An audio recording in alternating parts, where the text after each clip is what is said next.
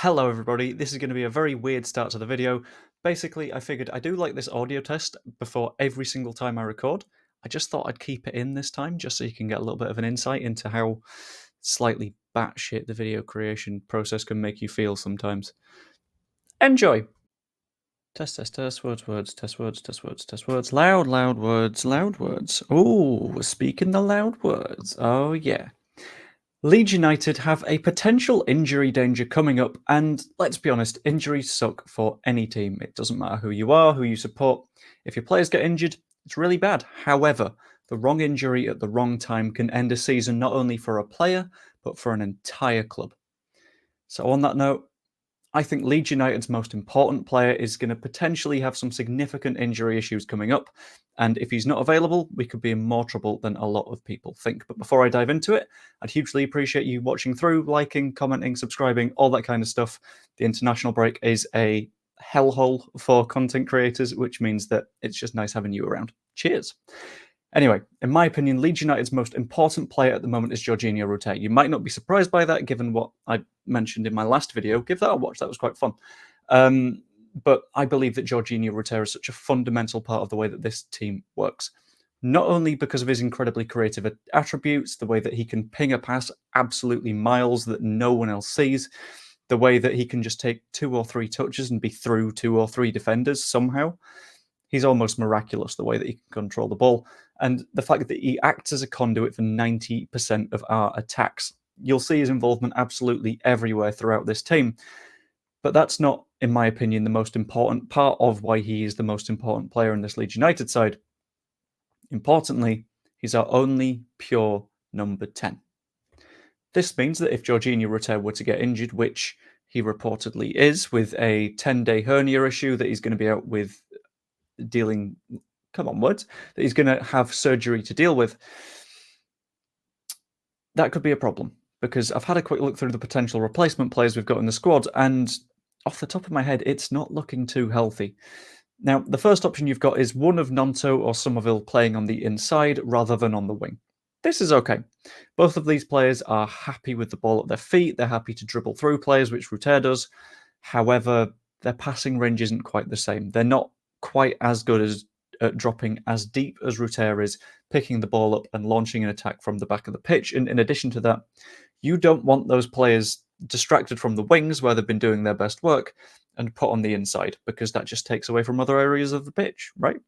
So you might be looking at players that you can sort of bring in from outside the first 11, specifically dropping Joel Piroe into the 10. This in itself has a couple of concerns for me, because when you play Piroe as a 10, you normally do it alongside Jorginho Rutter, with the idea being that Rutter, at least at the start of the season, would play higher up, do the pressing stuff, and then Piroe would just arrive late in the box, having in theory been just outside the box in that 10 role until the very end of the move. Now, you do this, I don't think it works alongside Patrick Bamford. I don't think Piroe has the creativity that you require to play that way alongside Jorginho Rutter normally. I just don't see that being effective, to be honest with you. And I think that could be a very, very serious problem if we end up having Piroe Bamford, because neither of them are that good at creating the opportunities. You need someone that does something a little bit Rutter-y, and I had to think a little bit outside the box with a wild card shout. Maybe Archie Gray at a push, because Archie Gray played in that role in the under-21s quite a lot, the under-23s as they were at the time, when he was significantly younger than the people in that age group. He was really sort of demonstrating how good he is in midfield by doing the creative things. However, in a promotion race, is it really the time to teach Archie Gray a third position? We know he's a number 8. He can do that really well. We know he can be a right back. He does that really well. He scored a goal at left back, but he's only played there for 20 minutes. Do you really want to have to teach him to be a number 10 as well? That feels like that could bring in its own issues, which is not good. And basically, all of this is to say that whilst a lot of people might think that there are better players than Rutter in the first 11, and yeah, there probably are. That's fair enough. I think Somerville's ceiling is higher.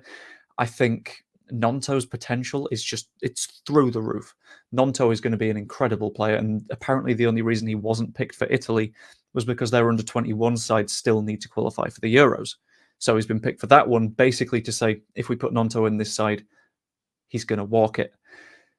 Basically, he's incredibly tough to replace. And that's why I think he's the most important player in this squad, and why I think his injury could be an issue. But we've got to dive a little bit deeper into what that injury is. And is there any real need for concern? Is there going to be an extended outage where we don't have Jorginho Rutter available and we have significant issues as a result of that? And I think realistically, probably not. Realistically, I think that I can't think of how we're going to phrase this. Realistically, if we're setting a time frame that starts at the beginning of an international break, and they've said, okay, you can have your surgery now. That's not going to be done in a way that there's going to be doubt towards the end. I think the club have been intelligent enough to time this in a way that sort of makes sure that he will be back in time to play football again. Reportedly out for 10 days, meant to be back for Watford. However, you need to think of the fact that it's a hernia surgery and they can have complications. Having dealt with hernia bits and bobs, both myself and with people that I know, it's not an issue that you just fix like that. It's a case of, if you don't know what a hernia is, it's like stuff pushing through the layer of muscle that you've got, which is effectively like a small tear. And to repair it is simple enough in some cases. But if you try and recover a little bit too early, you can aggravate that tear a little bit more and the surgery won't be as effective. The way that Jorginho Rutter phrased it was that he had tried to play through it, but eventually his body just told him to stop. Now, we know what our players are like. We know that this current Leeds United side will give everything for the badge, and especially that's the case of Rutter because he always seems so happy, energetic, he's pushing the team forwards. And for him to say, it was hurting too much, I physically couldn't play anymore, so we're going to have to do the surgery, tells me a little bit that it might not be the simplest of recoveries. Tells me it might be a little bit of an aggravated hernia. But no matter what happens, I feel like that Watford game could be very interesting. If we've got Rutter back, does he start, or do we say, okay, we'll maybe give you half an hour at the end of the game just to get back up to speed? Because throughout this time as well, being a muscle injury, you can't overexert yourself.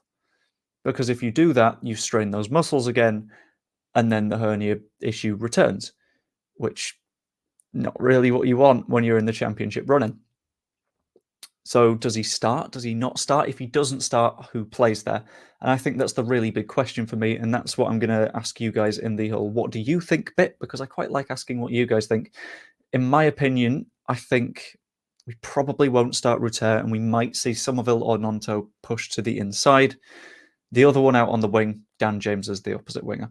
That, I think, makes sense. It does leave us with only one winger on the bench, which is definitely risky. A little bit of me would want to see Archie Gray play in that sort of midfield role because I think it's something that he could do. But again, it's a really risky time to try and teach him. Who knows? If Jorginho Rutter is feeling completely fine, he could even start the Watford game. But I just want it to feel sort of safe, basically. There's no need to risk players in this run-in. We need to make sure we're in the best position possible into these final games of the season. And I feel like resting Rutter, although scary, might be the one to go for. Anyway, hope you enjoyed the video. Let me know what you do think in the comments down below, because I think this could be a really interesting, weird sort of topic to follow as we get through the international break. Hope you enjoyed. I will see you later.